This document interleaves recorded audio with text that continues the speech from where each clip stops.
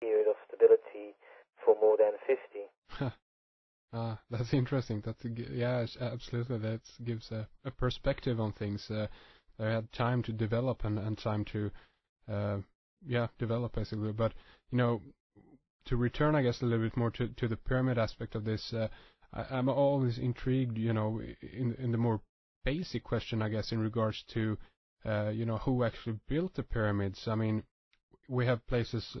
Let's take Teotihuacan, for example, in Mexico. The myth, at least as far as I've read, goes that the Aztecs, or was it the Incas, anyway, when they got to the area, they actually moved into the area when the pyramids already was in place, so to speak. I mean, referring to, I guess, that they themselves didn't build the pyramids.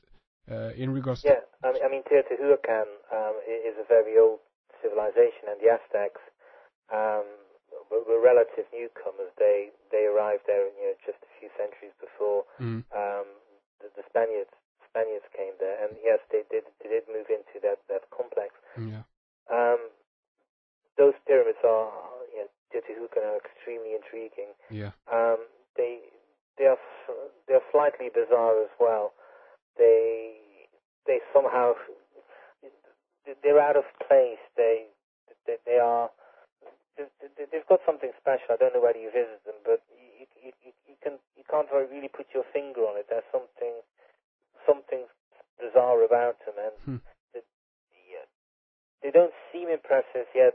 From another perspective, they are extremely impressive. It's that kind of duality which they possess. Yeah. But the pyramid thing is again, it comes to a simple thing, and it does have to do with politics, and it was the fact that the pharaoh showed that he was in control of the destiny of his nation, of his tribe. If it wasn't a nation as big as Egypt, yeah, and the pyramid was there for them. It was a symbol. As I said, the leader had one leg in this world and one leg in the other, and the pyramid for them was a point outside of time and space. It was a point of creation where they played and reenacted the creation myth. If you've ever read Umberto Eco's Foucault's Pendulum, in Foucault's Pendulum, the quest is for this point outside of time, outside of space, where a person becomes everlasting and a person becomes immortal. Well, the ancient Egyptians and other civilizations didn't do this with a pendulum, but they built the pyramids.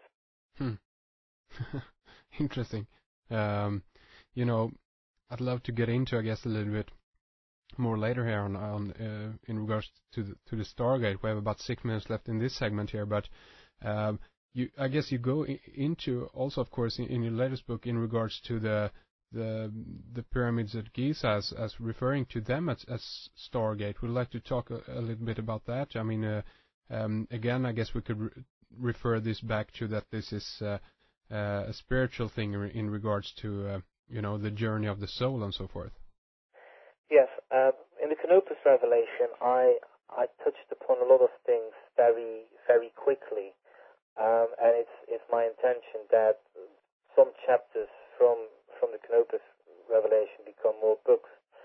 So one of these aspects is the New Pyramid Age, but that aspect that the Great Pyramid is actually a visual representation of a landscape, which was not just of this reality, but also for them the landscape of that other dimension, which they consider to be the afterlife. That is something which I'm touching upon again in the New Pyramid Age, but which I really want to develop in another book, which is probably going to come out in a year or two.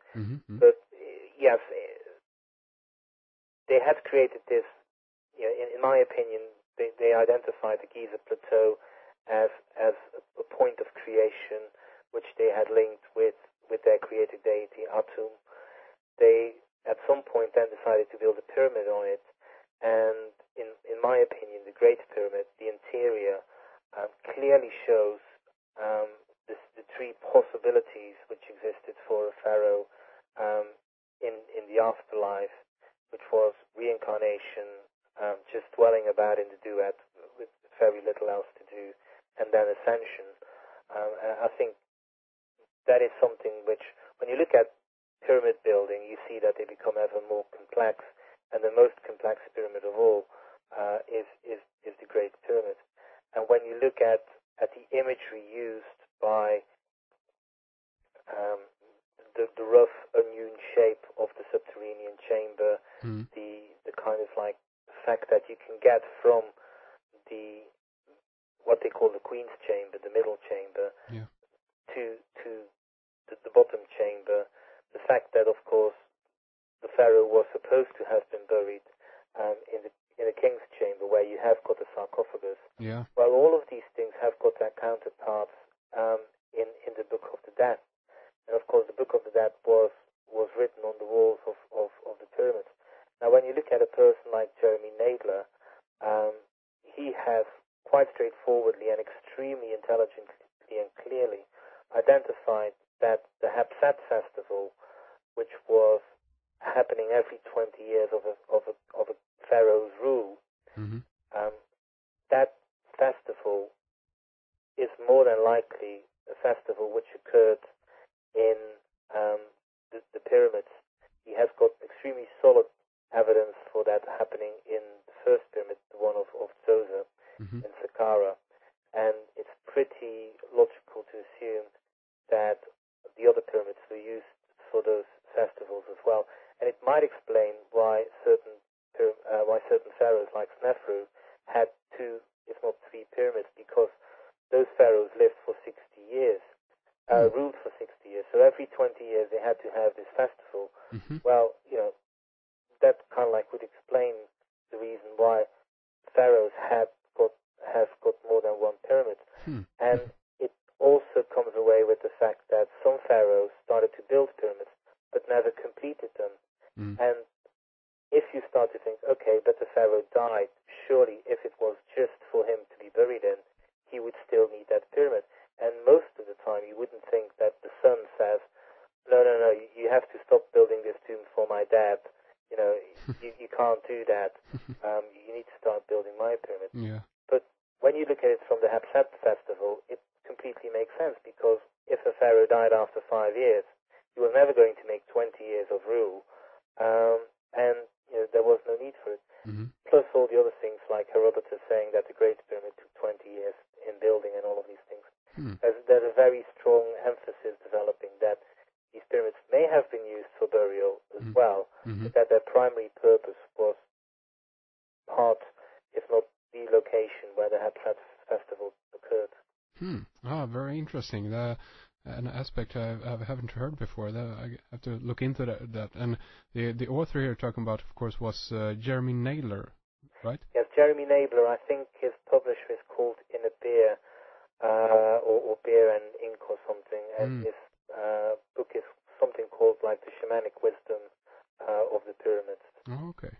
Interesting. We're totally out of time for this segment here, but I would like to end off, with you telling us about, of course, your website, but also how we, can get your books and so forth and support your work. Well, you can get my books from Amazon and from bookshops, Barnes and Nobles, other things like that. If you go to my website, Philip Coppens,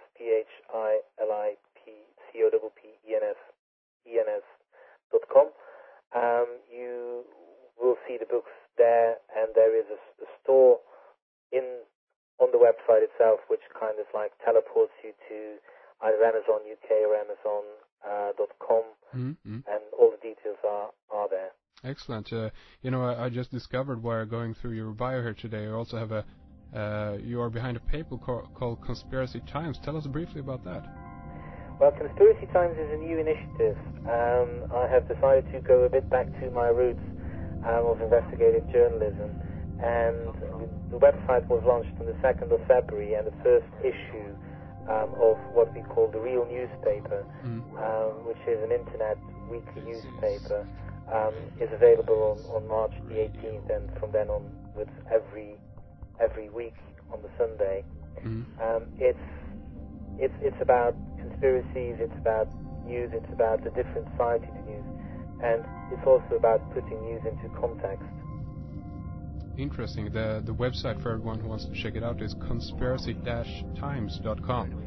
And also, of course, check out philipcoppens.com for more information about Philip and his books and so forth. But we're going to continue in the subscriber section, but we'll take a short break, so we will be right back.